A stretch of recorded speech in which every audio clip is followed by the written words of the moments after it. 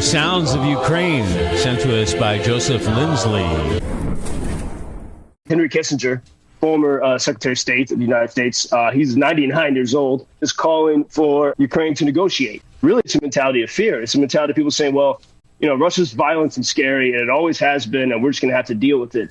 And the Ukrainians, and all those who support this fight have the strength to say, we don't have to keep living like this. He used to sit next to Henry Kissinger at Yankee games. This is another reason why we refer to Joseph as the world's most interesting man. This is a war between darkness and light. Those are the words of Rabbi Stambler of Kyiv. And then just a few hours after that ceremony in the center of Kyiv, there was a massive, several waves of Iranian drone strikes were besieging the city. And you know, these drones, they make this menacing kind of lawnmower sound.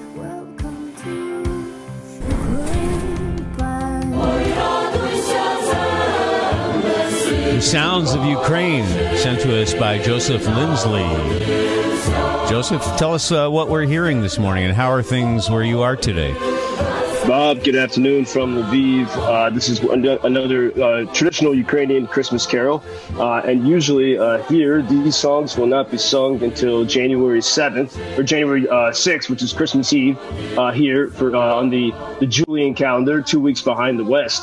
But these are the songs that people sing around their family tables as they walk from house to house. And they're about, the meaning of Christmas, the birth of Christ. And I think it is probably the most intense Ukrainian holiday that really these sort of anciently developed traditions to get through dark winters.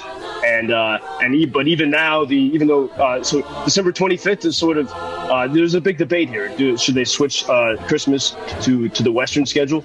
There's such a distaste for everything Russian. But actually, the January 7th Christmas is also celebrated by Eastern Orthodox, the Greek Orthodox, and the Patriarch in Constantinople. So it is a big debate here. Here in the city of Lviv, today's a major holiday. It's St. Nicholas Day, probably the main gift-giving day for Ukrainian people. And here in Western Ukraine, in this region of Galicia that includes the Carpathian Mountains, where they really have held on to their traditions, it's a Greek Catholic region, so it's a strange mix of East and West. They're Eastern in style, but they're still part of the Church of Rome. So you really feel that Christmas spirit here. The decorations are coming up. In fact, sometimes when there's no power, the Christmas lights are the only things, if they're battery operated, that can give people some light. And in the cafes and coffee houses of Lviv this past weekend, you see people exchanging gifts with friends. It's an encouraging thing to see. So much joy. Even as I walked into a cafe, the barman handed me, he said some customers came in, a very well-known dissident couple from Soviet times, and they were grateful for my reporting, so they had made a Christmas ornament for me. And so there really is this, it's a joyful spirit today. And then last night in Kyiv, they lit a giant menorah in the center of the city. And one of the chief rabbis of Ukraine said, just as with Hanukah, which just began, we are now living in the same situation. This is a war between darkness and light. Those are the words of Rabbi Stambler of Kyiv. And then just a few hours after that ceremony in the center of Kyiv, the air raid alarms sounded. And they went on until I think it was about 4:30 or 5 in the morning. I was up, even though Lviv was peaceful and calm. Yesterday, I was awake because I was hearing from so many friends in Kyiv.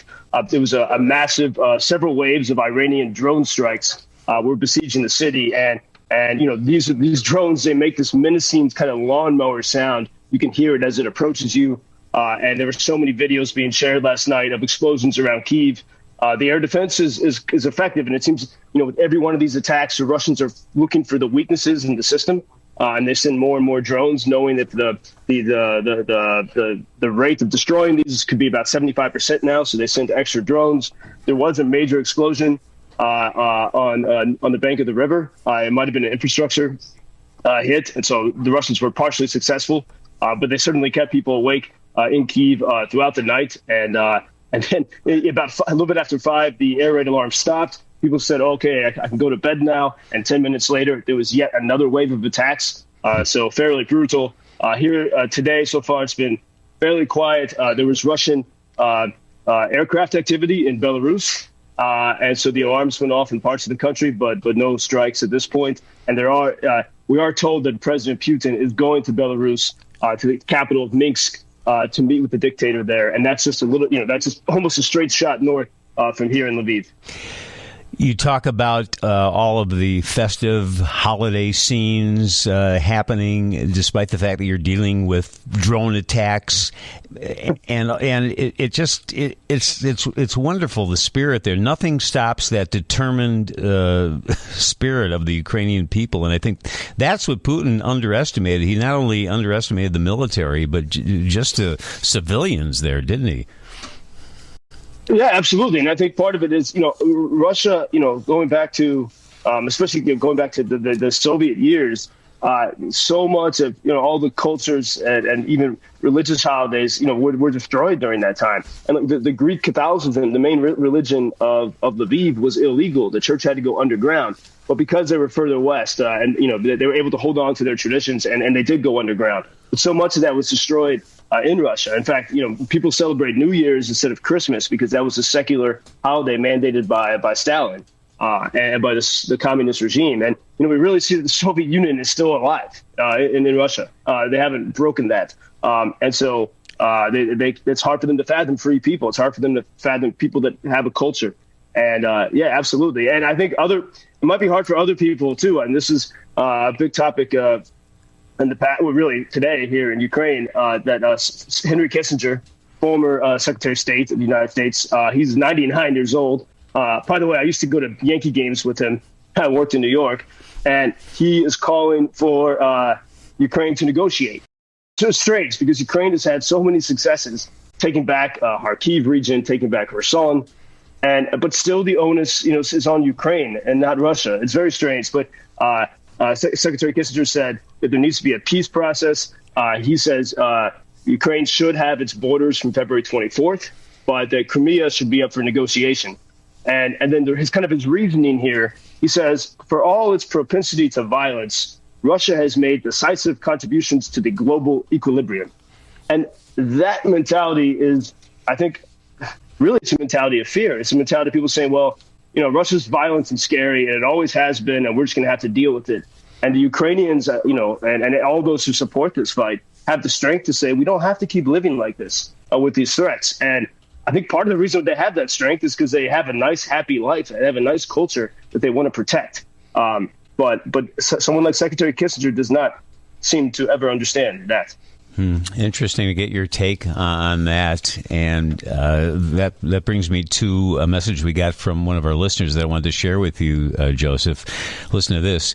Joseph Lindsley is incredible. The picture he paints of Ukraine and what is going on and where he is extraordinary. He's such an educated guy and a total professional. That combination makes listening to him so educational and mesmerizing. He is also very thoughtful, and you and he are a very good combination in letting him tell us what is happening in Ukraine. Thank you, Bob. Well, no, thank you, Joseph. Isn't that nice? Oh, yeah, Bob, and thank you. I mean, I've enjoyed these conversations and your questions, and always we're able to also have a sense of humor through all this. And you have to. It's a bright spot. So, so thanks as always for that type of encouragement. And it's once you. I mean, here we are on a Monday. After kind of a sleepless night, and it's a weird feeling, but we have good people standing together. We keep going. Wanted to mention this message too that came in on the text line. Door County Candle in Sturgeon Bay, Wisconsin, is making candles in the colors of the Ukrainian flag, yellow and blue, with profits going to Razom for Ukraine, RAZOM, a civic and humanitarian organization. The owner, Christina, is from Ukraine. They have donated more than $800,000 already. And now for every candle purchased, they make a candle in a tin container and will ship them to Ukraine, supplying families with light in cities where the electric infrastructure has been destroyed. So if anybody wants to help out, in Sturgeon Bay, the Door County Candle Company. That is good to hear, isn't it?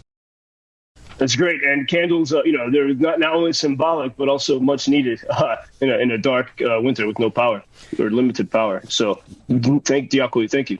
Yes, apparently the owner there grew up with a great love for her heritage and couldn't believe it when her aunts and other family members overseas sent her videos of what's going on over there. And I should also mention that when Joseph, just as an aside, said that he used to sit next to Henry Kissinger at Yankee games, this is another reason why we refer to Joseph as the world's most interesting man. So, that little tidbit didn't go unnoticed.